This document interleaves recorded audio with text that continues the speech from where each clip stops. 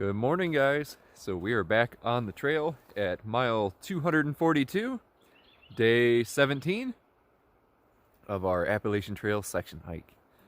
Yeah, and we just came out of the hostel, the Discerning Hiker with Ken. We had an amazing stay there, which you guys saw some of the footage from last night. Can't recommend him enough. It is going to be the place to stay here in the next couple weeks, in this area, which is down by I-40 near Standing Bear and all that good stuff at the end of the Smoky Mountain National Park. So yeah, we've got how far do we have today, dear? I'm about to check for 15-ish miles, I think. Yeah. And then we're trying to get into Hot Springs tomorrow, which would be great. We're really excited about that. And then what else? Anything else, dear? I'm checking the miles. We have 15.3 for today, and we'll be in Hot Springs pretty soon, tomorrow. Oh, and what special happened with Gut Hook today? Oh, we got to switch maps, or sections, I guess. So this section on Gut Hooks, or what is it, Far Out? Far Out now. Yeah, Far Out goes from Springer to Standing Bear. And since we're past Standing Bear now, this is going to be Standing Bear to Damascus, I think is what this section covers. Yeah. Wish we could go to Damascus, but maybe next time. Maybe next time. Okay. Well, we're going to get on the trail. Thanks, guys. Bye.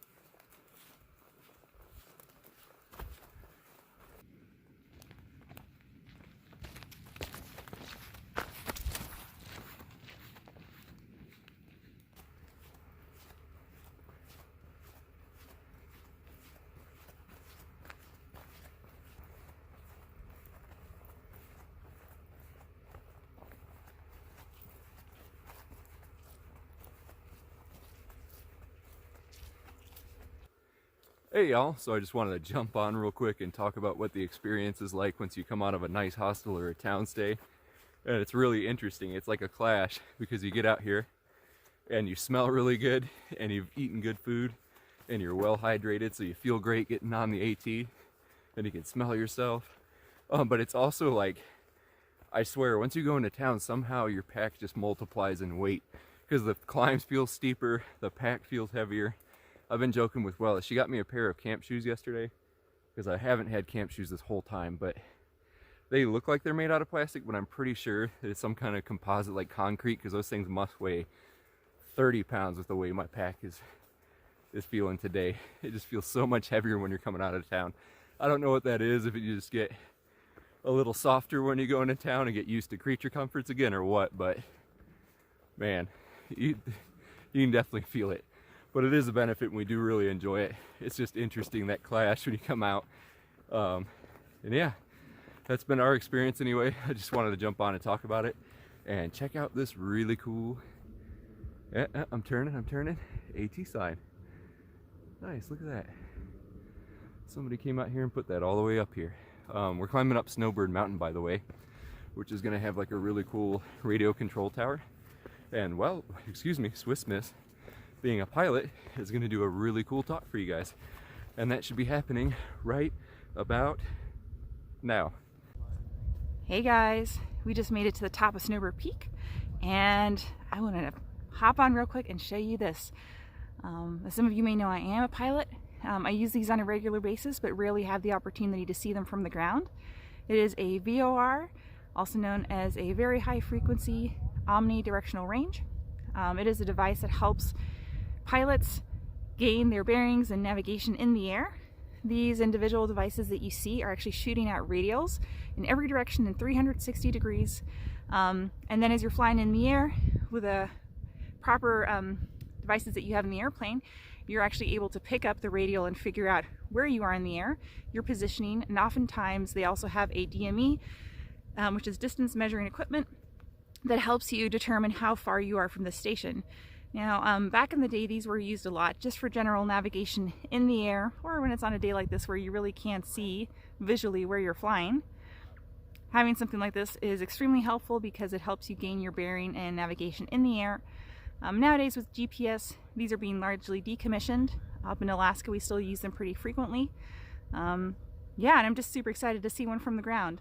And the way you pick them up in the air and figure out where they are and what radial you're on is actually, first you identify them with a Morse code that they're constantly sending out. And that's how you identify the station. And then with the proper reader that you have, you can pick out what radial you're on and how close you are from this tower, and then you can keep flying in whatever direction you need to go. But yeah, it's used for general navigation, and just figured I'd hop on.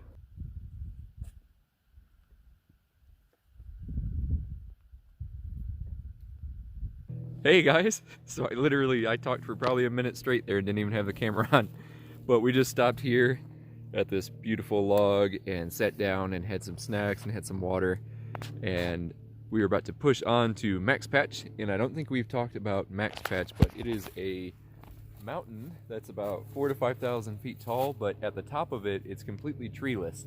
So they call that a bald, and a bald mountain being one without trees on its summit. And they're not quite sure why some of them have it or don't have trees on the summit.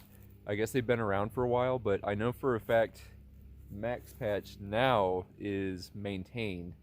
And so they actually go up there with like mowers and everything, and they'll shave it down. But there are some balds in the southern Appalachians. For whatever reason, they're just mountaintops without trees down here because there's no alpine. It doesn't get cold enough to have a tree line here, so they're really unique but really cool, and we're excited to go up there. And yeah, 4 miles till then, and we'll bring you on. All right, y'all, talk to you later. Hey y'all, so I just wanted to talk about something on the trail, and that's these blazes. So the Appalachian Trail is blazed, and a blaze is just this strip of white paint, all 2,000 miles, but some of them you'll see a double blaze. And what a double blaze means is it's essentially like a heads up for you. It's like, hey, something's about to happen. And in this case, you can see we walk past the trail, and it makes a hard left. You can see Swiss Miss down there. So that's all the double blaze is, just letting you know to pay attention and that something is happening. So you'll see them at like trail intersections or hard turns, and it's just a great way to make sure that you stay on track. All right, y'all, talk to you later. Hey guys, so we were talking about Max Patch. That is the bald mountain, and we are getting pretty close to it. I'm actually gonna zoom in. It's right here. You can see like the contrast in the trees, but it's right up there, and what you're seeing is a field, and then you got Swiss Miss right below it, and we should be up there shortly.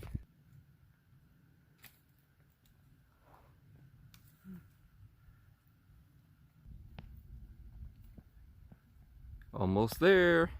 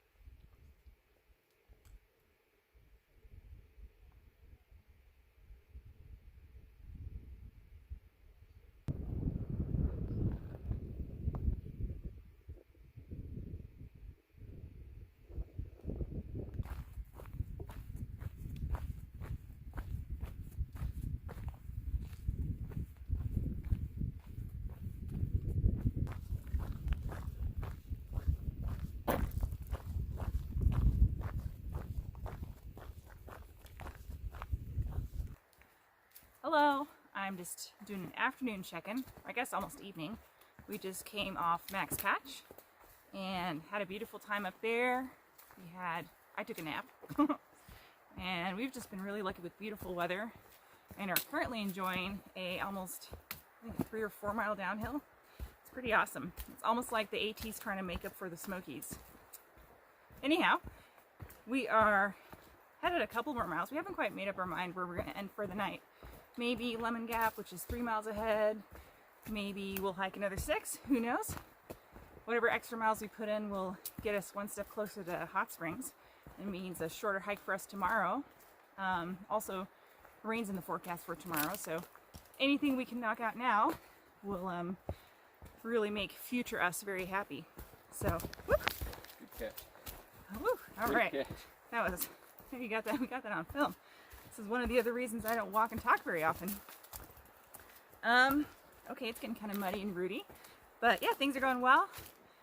We're in good spirits. We're trying to just enjoy these last 2 days on trail, and we will check in with you once we get to the campsite.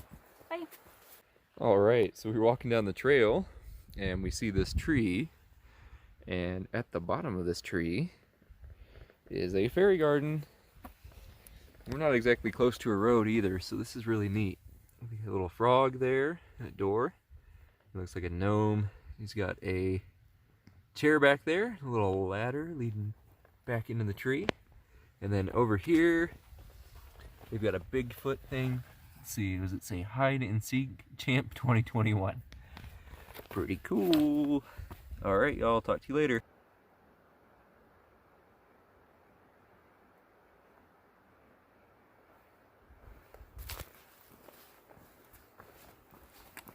Well, y'all, it's a little bittersweet, but gorgeous. This is our final sunset on the Appalachian Trail for this trip anyway.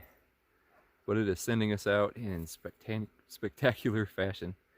It is beautiful. We only got another mile to go, and then we will be done for the evening. Okay, guys, talk to you later. Hey, y'all. So not only do we have an amazing sunset, but I'm just going to work my way back here. We are in a field right now, but the moon is coming up, and it is unreal. It's real hard to see on this, but it's about as bright as the sun. It's pretty amazing. All right, guys, almost done. Hey, good morning, guys. So we got into camp last night. Actually, we got to bed last night and realized that we didn't do a closeout for yesterday, so we wanted to jump on here real quick and give you our thoughts on the day. It started off pretty darn good. We left the Discerning Hiker Hostel. Had a great time there with Ken. He was an excellent host. And then after that, we got back out to the I-40 area where we got picked up just outside the Smoky Mountain National Park. Mm-hmm. And you want to talk about how it was for the remainder of the day? Yeah, we had some really great weather, which was nice. Rain's in the forecast for today, so we're really fortunate to have nice weather, especially after the Smokies where we were stuck in snow and ice for the majority of it, and rain. We just took our time and really enjoyed the last full day of hiking that we had. We got really lucky having that nice moon rise that you saw, I think, in the video. We had a beautiful sunset. It all felt kind of magical. It's almost like the trail's trying to make up for the Smokies. Yeah, it's been great. And just for clarify, we've been putting in big miles lately. So we had that 26-mile day in the Smokies that you saw that ended at 10 o'clock at night. And then we had a 15-mile day to leave the Smoky Mountain National Park. And then yesterday, I think we had a 19 or 20-mile day. 20-something. Yeah, 20-something mile day. So we've been covering some serious ground. And if you followed us on our through hike, you know That's a lot for us. Yeah, yeah, we've stepped it up, but our bodies are holding up, which is awesome. So I think we've taken that next step as hikers, or at least knowing our bodies, and that was really gratifying to see and feel too, being out here. Yeah, and the night closed out really nice. So we got to camp with 3 new hikers that we just met. What was it? Giggles, Grinder, and I'm blanking on sorry, we don't remember the third name. The other gentleman's name, but they had a really nice fire going, and they invited us over, and we got to sit and chat with them. And we also got to offload some food weight to them because they're going into Hot Springs to resupply, and we're ending our hike at Hot Springs, so that was nice. Yeah. That's all I can think of. That's all I can think of too. Yeah, thanks for watching, guys, and we'll talk to you soon.